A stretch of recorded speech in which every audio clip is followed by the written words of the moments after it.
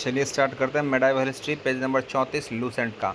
चलिए 1504 ईस्वी में सिकंदर लोदी ने आगरा का शहर का स्थापना कौन किया था? सिकंदर लोदी ने 1504 में भूमि के लिए मापन के प्रमाणिक पैमाना गजे सिकंदरी का प्रचलन सिकंदर लोदी ने सिकंदर लोदी ने शुरू किया था। गजे सिकंदर लोदी ने शुरू किया था, जो कि भूमि का मापन का पैमाना था। गजे सिकंदर लोदी ने आगरा शहर का स्थापना 1504 में किया था। और गुलरुखी शीर्षक के फारसी कविताएं लिखने का सुल्तान कौन था? गुलरुखी।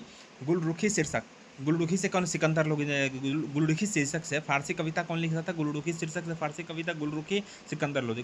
सिकंदर लोदी ने आगरा के शहर के स्थापना 1504 में किया था। और सिकंदर लोदी ने भूमि मापने के लिए एक पैमाना दिया, गजे सिकंदरी नाम था। और गुलरुखी नामक सिकंदरी से कविता लिखा था सिकंदर लोदी। और सिकंदर लोदी ने आगरा के अपने नई राजधानी में सिकंदर लोदी ने आगरा को स्थापित किया 1504 में, और आगरा को ही अपनी राजधानी बना लिया। और इसके आदेश पर सिकंदर के एक आयुर्वेद ग्रंथ का फारसी में फरहंगे सिकंदरी फारसी में फरहंगे सिकंदरी के नाम से अनुवाद हुआ, और जिसके नगरकोट के ज्वालामुखी मंदिर के मूर्ति को तोड़कर उसके टुकड़ों को कसाईयों को मांस तोलने के लिए दे दिया।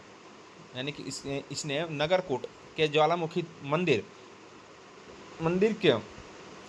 मंदिर की मूर्ति को तोड़कर इसके टुकड़ों को कसाईयों को मांस तोलने के लिए दे दिया था। यानी कि इसने नागरकोट के ज्वालामुखी मंदिर की मूर्ति को तोड़कर टुकड़ों के कसाईयों को मांस तोड़ने के लिए कौन दिया था? ज्वालामुखी मंदिर को टुकड़ों को तोड़कर कसाईयों को मांस तोड़ने के लिए दिए थे सिकंदर लोदी।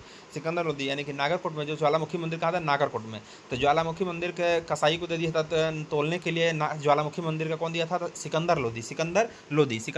ज्वालामुखी मंदिर के कसाईयों को दे दिया था मांस तोड़ने के लिए सिकंदर लोदी। और इसने मुसलमानों को तजिया निकालने और मुसलमानों को पीरों को बजाने से प्रतिबंध कौन लगा दिया था? तो मुसलमानों को तजिया निकालने के लिए मना कौन कर दिया? सिकंदर लोदी ने। सबसे पहले सिकंदर लोदी ने 1540 में आगरा का शहर का स्थापना किया और आगरा को ही अपनी राजधानी बना लिया। और भूमि को नापने के लिए क्या किया?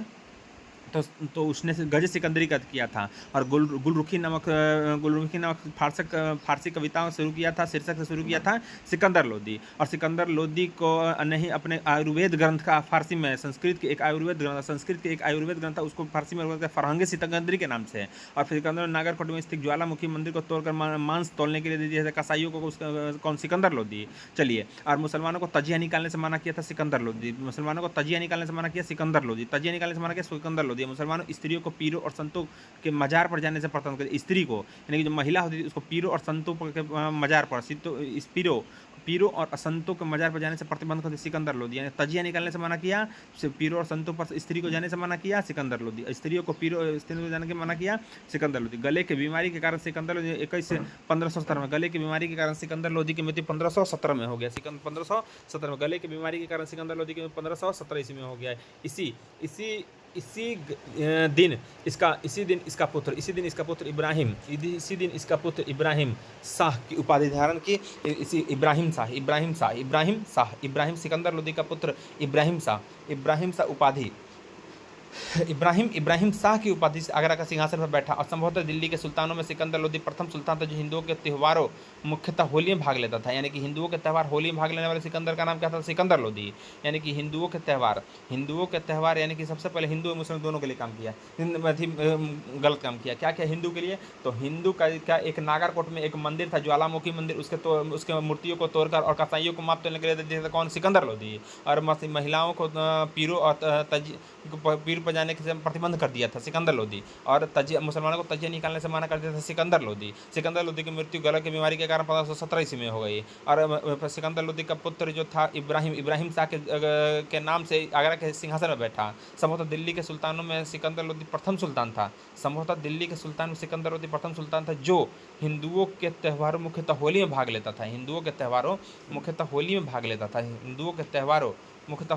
लेता था। दिल्ली के मोठ मस्जिद सिकंदर लोदी के प्रधानमंत्री वजीर मियाँ भोइया ने 1505 में बनवाई थी। मियाँ भोइया ने 1505 इसमें क्या बनवाया था? दिल्ली के मोठ मस्जिद सिकंदर लोदी के प्रधानमंत्री सिकंदर लोदी जो है सिकंदर लोदी ने आगरा के शहर का स्थापना किया 1504 ईस्वी में। और वही उसी को क्या बना लिया? अपना सिकंदर लोदी ने अपना राजधानी बना लिया। उसके बाद वो तजिया निकालने से मना कर दिया मुसलमानों को। फिर उसने ज्वालामुखी मंदिर को तोड़कर अथी कर दिया। सिकंदर लोदी ज्वालामुखी तोड़कर उसको सहयोग दिया वहाँ तोड़ने के लिए। उसके बाद बहुत सारा काम किया। उसके बाद फिर वो 1517 ईस्वी में गला की बीमारी के कारण सिकंदर लोदी मर गया। और सिकंदर लोदी का जो प्रधानमंत्री था सब मियाँ भैया, सिकंदर लोदी का प्रधानमंत्री मियाँ भैया, सिकंदर लोदी का प्रधानमंत्री मियाँ भैया 1505 में मोठ मस्जिद यानी कि दिल्ली के मोठ मस्जिद के निर्माण का मियाँ भैया। 1526 को पानीपत का प्रथम युद्ध, 1526 पानीपत का इब्राहिम लोदी बाबर से हार गया। इब्राहिम लोदी बाबर से हार गया। इस युद्ध में वह मारा गया। इब्राहिम लोदी बाबर जो है इब्राहिम लोदी का हरा दिया और इब्राहिम लोदी 1526 में पानीपत के प्रथम युद्ध में हार गया और मारा गया। बाबर का भारत में आक्रमण के लिए नियंत्रण पंजाब के शासक दौलत खां लोदी, यानी कि बाबर को भारत पर आक्रमण के पंजाब के शासक दौलत खां लोदी और इब्राहिम लोदी के चाचा आलम खां, यानी कि बाबर को भारत पर आक्रमण करने के लिए किसने बुलाया था? तो इब्राहिम लोदी के चाचा आलम खां। पंजाब के शासक कौन था? दौलत खां लोदी। पंजाब के साथ दौलत खां लोदी और आलम खां, ये दोनों ने निमंत्रण दिया था और बाबर पानीपत के प्रथम युद्ध में आकर इब्राहिम लोदी को मार दिया और क्या मुगल वंश का स्थापना कर दिया। तत्कालीन शासन व्यवस्था में देखिए केंद्रीय प्रशासन का मुखिया सुल्तान के पास था और बलबन अलाउद्दीन के समय और अमीर प्रभावहीन हो गए। बलबन एवं अलाउद्दीन के समय अमीर प्रभावहीन हो गए। बलबन और अलाउद्दीन के समय अमीर क्या हो गए? प्रभावहीन हो गए। बलबन और अलाउद्दीन के समय अमीर जो है प्रभावहीन हो गए। बलबन और किस के समय में अमीर जो थे वो प्रभावहीन हो गए? तो बलबन और अलाउद्दीन के समय में अमीर जो है क्या हो गए? प्रभावहीन हो गए। अमीरों का महत्व चरमोत्कर्ष पर था लोदी वंश के शासनकाल में। और लोदी वंश के शासनकाल में सल्तनत में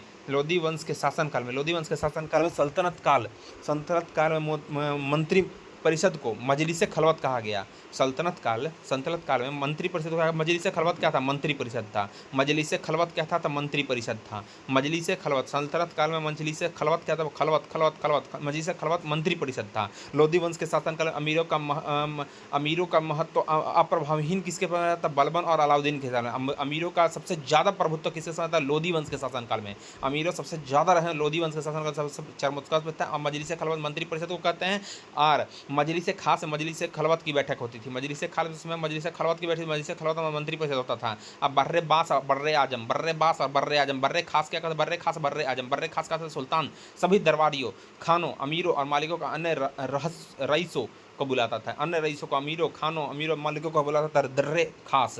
और दर्रे आजम मतलब सुल्तान राजकीय कार्यों से अधिकांश भाग पूरा करता था। सुल्तान राजकीय कार्यों का अधिकांश भाग पूरा करता था। वो दर्रे कौन था? तो दर्रे आजम जो था राजा के जो भी सुल्तान का अधिकांश का तो वो पूरा करता दर्रे आजम। और सल्तनत काल में दीवान रियासत धार्मिक मामले पवित्र स्थान योग्य विद्वान और धर्मपरायण लोगों को वजीफा देता था।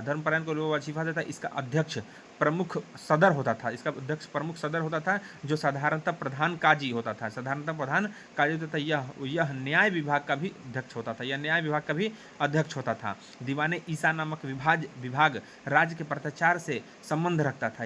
दीवाने ईसा नामक विभाग राज्य के पत्राचार से संबंध रखता था। मंत्री एवं इससे संबंधित विभाग यानी कि वजीर कहते हैं प्रधानमंत्री को कहते हैं वजीर, जो राजस्व विभाग का प्रमुख था। राजस्व विभाग के प्रमुख को कहते हैं वजीर कहते थे राजस्व विभाग के। और प्रांतों मशरीफ़ मुमालिक क्या करता है? महालेखाकार था। मशरीफ़ मुमालिक जो था प्रांतों एवं अन्य विभाग से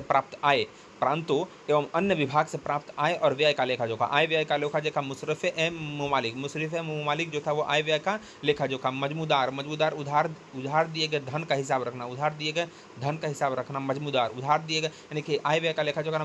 मशरूफ ममलूक राजस्व विभाग का प्रमुख वजीर कहते जो कि प्रधानमंत्री था। मजमूदार जो था वो उधार दिए गए धन का हिसाब कौन रखता था? तब मजमूदार। खजीन कहता कोषाध्यक्ष को खजीन कहते थे। दीवाने अर्ज और सैन्य विभाग का प्रमुख था अरिजम ममलूक, अरीज एम ममलूक, अरीज एम ममलूक, दीवाने अर्ज और सैन्य विभाग का प्रमुख था अरीज एम ममलूक।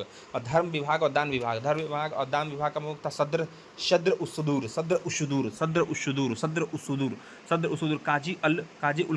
काजी उल कजात सुल्तान के बाद न्याय का सर्वोच्च अधिकारी था। सुल्तान के बाद न्याय का सर्वोच्च अधिकारी का नाम क्या बोलते थे? काजी उल कजात। सुल्तान के बाद न्याय का सर्वोच्च अधिकारी था काजी उल कजात। गुप्तचर विभाग का प्रमुख अधिकारी था बरीद ममलूक। एक था अरीज ममलूक, एक था बरीद ममलूक। गुप्तचर विभाग का प्रमुख था अरीज ममलूक। दीवाने अर्ज और सैन्य विभाग का प्रमुख था। चलिए अब वकील दर क्या था? तो सुल्तान के व्यक्तिगत सेवाओं का देखभाल करना, यानी कि सुल्तान का जो व्यक्तिगत सेवा होता है उसका देखभाल करता वकील दर। दान विभाग का दीवाने खैरात, दास विभाग दीवाने बंदगान और पेंशन विभाग दीवाने इस्तिहाक। दीवाने खैरात, दीवाने बंदगान, दीवाने इस्तिहाक। दीवाने खैरात मतलब दान विभाग, दीवाने बंदगान मतलब दास विभाग, दीवाने इस्तिहाक मतलब पेंशन विभाग। आज ये आगे क्वेश्चन पढ़ते हैं लूसन का, ये मेडिवल हिस्ट्री में। दीवाने मुस्तखराज अलाउद्दीन खिलजी, दीवाने मुस्तखराज अलाउद्दीन खिलजी। दीवाने मुस्तखराज अलाउद्दीन खिलजी। दीवाने मुस्तखराज जो वित्त विभाग था अलाउद्दीन कोही मोहम्मद बिन तुगलक, अर्ज बलबन और बंदगान फिरोज शाह तुगलक, खैरात फिरोज शाह तुगलक, इतिहाक फिरोज शाह तुगलक। तो इसमें कोही मोहम्मद तुगलक और अर्ज बलबन मुस्तखराज और अर्ज बलबन मुस्तखराज जो था वो था हमारा अलाउद्दीन खिलजी। तो 6 बहुत इंपॉर्टेंट है, जैसे कि दीवान इस्तिहाक जो पेंशन विभाग था वो फिरोज शाह तुगलक। दीवान खैरात बंदगान विभाग था जो कि खैरात और बंदगान फिरोज शाह तुगलक। खैरात बंदगान इस्तिहाक फिरोज शाह तुगलक। दीवाने अर्ज बलबन, दीवाने अर्ज करता है, दीवाने कोई कृषि विभाग था मोहम्मद बिन तुगलक। और दीवाने मुस्तखराज अलाउद्दीन खिलजी। साम्राज्य में विभिन्न भागों में चल रही गतिविधियों को पूर्ण जानकारी के लिए दूतों की नियुक्ति की जाती थी। किसकी नियुक्ति की जाती थी? दूतों को नियुक्ति की जाती थी। चलिए, और ये दूत बरीद कहलाते थे। क्या कहते हैं? साम्राज्य में विभिन्न भागों को चल रही गतिविधि, यानी कि साम्राज्य में अलग अलग गतिविधि जो चल रहा है उसकी पूर्ण जानकारी दूतों की नियुक्ति की जाती थी। यानी कि साम्राज्य में क्या क्या चल रहा है उसके बाद की जानकारी के लिए सरकार द्वारा दूत की नियुक्ति की जाती है, उसे बरीद कहते थे। क्या दूतों को नियुक्त की जाती है? दूतों को क्या कहता है? बरीद कहा जाता था। क्या कहता था? बरीद कहा जाता था। शासक के सबसे ज़्यादा विश्वास पात्र लोग ही मुख्य बरीद, यानी कि शासक के सबसे ज़्यादा विश्वास पात्र थे वही मुख्य बरीद के पद पर नियुक्त किए जाते थे। यानी कि बरीद क्या था? तो जो भी पूर्ण साम्राज्य में क्या क्या चल रहा है गतिविधियों को जानकारी देने वाले को जो दूत नियुक्त किया जाता है उसको बरीद किया जाता है। दूत उसी को नियुक्त किया जाता है जो शासक का सबसे विश्वास पात्र था, उसी को दूत के पद पर, दूत यानी कि बरीद के पद पर नियुक्त किया जाता था। लोक निर्माण विभाग का स्थापना फिरोज शाह तुगलक ने की थी। लोक निर्माण विभाग का स्थापना फिरोज शाह तुगलक ने की थी। यह विभाग नहरों तथा सार्वजनिक भवनों का निर्माण करता था। यह विभाग जो है नहर और सार्वजनिक भवन का निर्माण करता था। लोक निर्माण विभाग का स्थापना फिरोज शाह तुगलक ने किया था। और सल्तनत अनेक प्रांतों में बांटा हुआ था। सल्तनत जो है अनेक प्रांतों में बांटा हुआ था। इक्ता एवं सूबा, इक्ता को ही सूबा कहा जाता है। इक्ता यानी कि सल्तनत जो था अनेक प्रांतों में बांटा था। इक्ता और सूबा में यहाँ का शासन न्याय वली और मुक्ति, न्याय वली और एकता का शासन न्याय वली और मुक्ति देखा करता था। और एकताओं के सिक्कों यानी कि जिलों, एकताओं को जिलों में विभाजित किया गया था। एकताओं को सिक्कों में विभाजित किया गया था, जहाँ के प्रमुख अधिकारी सिकदार, सिक्कों को सिकदार जो एक सैनिक अधिकारी होता था। और उसर खराज जकात जकात और जगिया। देखिए, उसर जो था मुसलमानों से लिया जाने वाला कर था, जकात जो था मुसलमानों को धार्मिक कर था, उसर जो था मुसलमानों से लिए जाने वाला भूमि कर था, उसर जो था मुसलमानों से लिए जाने, मुसलमान से दोनों उसर और जकात दोनों मुस्लिम से लिया जाता था, लेकिन उसर जो था वो भूमि कर था। मुसलमानों से लिए जाना भूमि कर को उसर कहते थे। और जकात मुसलमानों का धार्मिक कर जो था, जो कि संपत्ति का 40वां हिस्सा था। संपत्ति का 40वां हिस्सा को जकात लिया, संपत्ति का 40वां हिस्सा जकात जो कि मुसलमानों का धार्मिक कर था। खराज और जजिया दोनों गैर मुसलमानों से लिया जाता था। और खराज गैर मुसलमानों से ले जाने वाला भूमि कर था। खराज जो था गैर मुसलमान से ले जाने वाला भूमि कर था, और जजिया गैर मुसलमान से ले जाना धार्मिक कर था। खम्स यह लूटे गए धन खानों और भूमि में गड़े हुए खजानों से प्राप्त संपत्ति का 1/5 था। यह लूटे गए खम्स क्या था? लूटे गए खम्स जो कि भूमि में गड़े हुए खजानों से 1/5 संपत्ति का 1/5 था। एक खम्स जो था सब प्राप्त संपत्ति का 1/5 था, जिस पर सुल्तान का अधिकार था। 1/5 पर सुल्तान का अधिकार, 4/5 पर सैनिकों का अधिकार था। खजाने को प्राप्त करने वाले व्यक्ति को अधिकार होता था कि परंतु फिरोज शाह तुगलक को छोड़कर अन्य सभी शासकों को 4/5 हिस्सा स्वयं अपने लिए रखा। 4/5 हिस्सा स्वयं अपने लिए रखा छोड़कर अन्य सभी शासकों ने 4/5 हिस्सा स्वयं अपने लिए रखा। 4/5 स्वयं अपने लिए। सुल्तान सिकंदर लोदी ने गरे हुए खजाने में से कोई हिस्सा नहीं लिया। कौन सा ऐसा सुल्तान दूजा के यानी कि खम्स क्या था तो गारा हुआ यानी कि जमीन में गारा हुआ खजाने लूटे हुए धन या फिर जमीन में गारा हुआ खजाने का होता था। जो संपत्ति का 1/5 सुल्तान का अधिकार होता था। इससे 4/5 का अधिकार सैनिकों और खजानों को प्राप्त करने वाले व्यक्ति का अधिकार होता है। फिरोज शाह तुगलक को छोड़कर अन्य सभी शासकों ने 4/5 हिस्सा स्वयं अपने लिए रखा। फिरोज शाह तुगलक को छोड़कर अन्य सभी शासकों ने 4/5 स्वयं अपने लिए रखा। यानी कि फिरोज शाह तुगलक को छोड़कर अन्य सभी शासकों को 4/5 हिस्सा में रखा। और सुल्तान सिकंदर लोदी लूटे गए माल से कोई धन नहीं लेता था। सिकंदर लोदी लूटे गए धन से कोई माल नहीं लेता था, हिस्सा नहीं लिया था। कौन? सिकंदर लोदी कोई हिस्सा नहीं लिया। सिकंदर लोदी कोई हिस्सा नहीं लिया खम्स के में से। सिकंदर लोदी। सीको यानी कि जिला, सीको को परगना में विभाजित किया। सीको को पहले सीको में यानी कि जिला में विभाजित किया। अब उसको सीको का सिकधारी और सीको का परगना में विभाजित किया गया। अमील अमील का मुख्य अधिकारी होता था। यानी कि परगने का मुख्य अधिकारी कौन होता था? तो अमील। मुशरिफ लगान को निश्चित करने वाला अधिकारी। मुशरिफ लगान को निश्चित करने वाला अधिकारी। एक शहर या 100 गांव के शासन की देखरेख अमीर सदा नामक अधिकारी करता था। अमीर सदा 100 गांवों के शासन की देखरेख 100 गांवों की शासन की देखरेख अमीर सदा नामक अधिकारी करता था। प्रशासन की सबसे छोटी इकाई ग्राम होता था। प्रशासन की सबसे छोटी इकाई ग्राम होता था। ग्राम में सबसे अधिक प्रभावशाली लोग खुद यानी कि छोटे जमींदार और खुत और मुकदम मतलब मुखिया होते थे। ग्राम का एक पटवारी होता था।